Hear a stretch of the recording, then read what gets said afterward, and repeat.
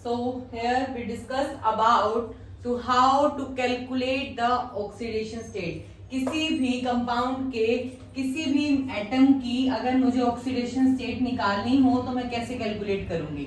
ठीक है, करें. तो देखो, सबसे पहले जिसकी भी हमें फाइंड आउट करनी होती है हम उसे x मानते हैं और मोस्टली तुम्हें एटम्स की वैलेंसी का पता होना चाहिए. लाइक ऑक्सीजन की -2 होती है, हाइड्रोजन की +1 भी हो सकती है, -1 भी. तो ये कुछ बेसिक वैलेंसीज हैं जो तुम्हें पता होनी चाहिए, तब तुम इजीली कैलकुलेट कर सकते हो. जैसे मुझे यहाँ पे Mn की निकालनी है तो x की पोटेशियम की कितनी होती है +1, इसकी निकालनी है, इसको मैं मानूंगी x.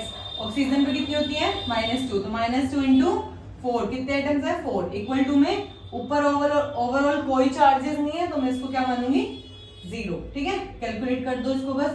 x -8 + 1 equal to 0, x -7 equal to 0, x की वैल्यू कितनी आ गई +7. तो यहाँ पे मैग्नीज किस में है +7 ऑक्सीडेशन स्टेट में.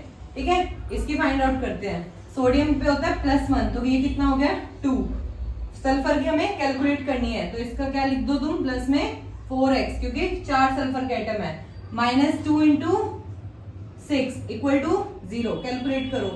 4x -12 + 2 equal to 0, 4x -10 equal to 0, 4x equal to 10 और x की वैल्यू 10/4. तो कैलकुलेट करोगे तो आएगी 2.5. तो यहाँ पे सल्फर की कितने ऑक्सीडेशन स्टेट में है 2.5 में. ठीक है, मुझे कमेंट में इसका और इसका आंसर बताओ. इसमें क्रोमियम की ऑक्सीडेशन स्टेट निकालो और इसमें आयोडीन की ऑक्सीडेशन स्टेट निकालो. ठीक है, थैंक यू.